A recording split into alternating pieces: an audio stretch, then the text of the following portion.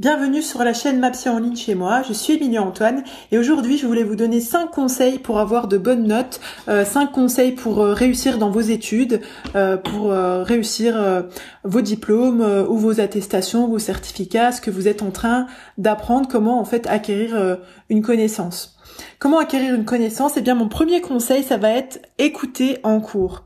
Posez des questions, soyez actifs, proactifs, cherchez à comprendre. Ne soyez pas en mode consommateur, assis sur votre chaise, à regarder, comme vous regardez entre guillemets la télé, vous regarderiez la télé. Écoutez en cours et posez des questions, cherchez à comprendre. Voilà, c'est vraiment cette idée de ne pas consommer le cours, mais d'être dans une tentative de compréhension. Mon deuxième conseil, lisez. Ok, vous allez en cours. Ok, vous apprenez votre cours. Regardez dans les références bibliographiques. Posez la question à vos professeurs pour pouvoir aller directement, entre guillemets, à la source en lisant des livres. Non seulement vous allez apprendre des choses, mais en plus vous allez devenir plus performant d'un point de vue de la réflexion. Deuxième conseil, lisez. Mon troisième conseil, numéro 3, trouvez votre manière d'apprendre. Il y a plusieurs manières d'apprendre. On peut faire des fiches, on peut réécrire son cours, on peut s'enregistrer et écouter sa voix qui est enregistrée, écouter son cours comme ça. On peut travailler en groupe et se poser des questions au sein d'un groupe. On peut avoir un poteau, un pote, un buddy avec qui on se challenge pour réviser les cours. Ouais, t'en es où? T'as bossé tel chapitre, etc. Avoir un compagnon en fait d'apprentissage. C'est plein de petites, voilà, je vous ai donné plein d'astuces, mais trouvez votre truc, le truc qui marche pour vous. Est-ce que vous êtes visuel? Est-ce que vous êtes auditif? Voilà, posez-vous toutes ces questions comme ça pour trouver votre manière d'apprendre qui vous est propre. Ne vous sentez pas obligé de faire... si tout le monde fait des fiches, ça veut pas forcément dire que les fiches, ça va marcher pour vous. Si vous êtes entouré de personnes qui écoutent leurs cours, ça veut pas forcément dire où ça peut vous... Voilà, vous voyez, testez tout ce que vous pouvez trouver pour trouver votre manière d'apprendre. Conseil numéro 4, ciblez ce qu'attend votre professeur de vous.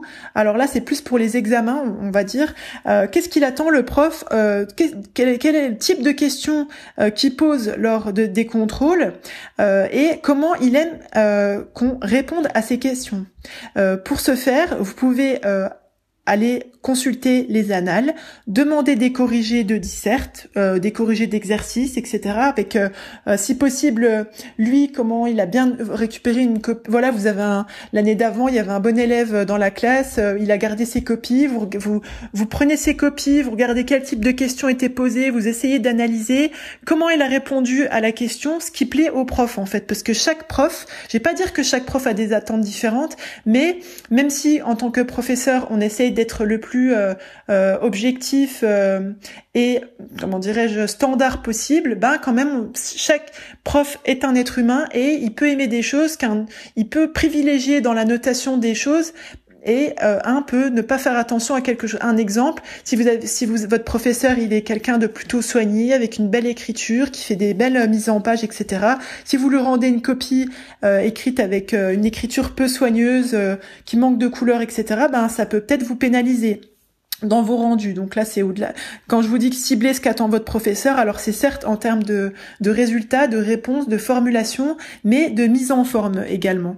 Et enfin, mon 5e conseil, reformulez ce que vous apprenez en parlant à vos proches. Alors, moi, on m'a donné un très bon conseil. D'ailleurs, si un jour mon directeur de thèse écoute ce podcast, je l'en remercie encore. Il m'a dit, on n'apprend pas pour des diplômes, on apprend pour se construire en tant qu'être humain. Vraiment, c'est quelque chose qu'il faut retenir. C'est là où, entre guillemets, vous allez pouvoir vous exercer, vous allez voir comment ça se traduit concrètement. C'est-à-dire que n'apprenez pas seulement pour votre contrôle, etc. Apprenez pour discuter avec votre entourage. Vous élevez, mais vous partagez aussi ce avec quoi vous vous élevez au quotidien, dans ce que vous apprenez, dans les connaissances que vous acquérez, les savoir-être, les savoir-faire, etc. Du coup, quand vous rentrez à la maison, vous pouvez discuter avec vos parents de ce que vous avez appris. Mais en tout cas, quand vous apprenez votre cours ou quand vous revenez de cours, faites cet effort en fait de transmettre ce que vous apprenez. Vous allez voir que ça va beaucoup plus s'ancrer dans votre mémoire quand vous avez discuté de vos apprentissages. Si vous avez appris un nouveau mot, essayez de le ressortir dans vos conversations. Vraiment, c'est comme ça que votre mémoire, elle va marquer ce que vous apprenez, et en fait c'est comme ça que ça va vous être utile dans votre vie de tous les jours, parce que apprendre juste pour un contrôle, c'est vide de sens, ça entre guillemets, voilà, c'est bien d'avoir une note, mais c'est mieux quand même de grandir en tant qu'être humain. Voilà, j'espère que ces 5 conseils, ils vous aideront à avoir de meilleures notes, de meilleurs résultats, et surtout d'apprendre plus de choses. N'oubliez pas que vous êtes la première personne à bénéficier du crédit que vous accordez à votre existence. Bye bye!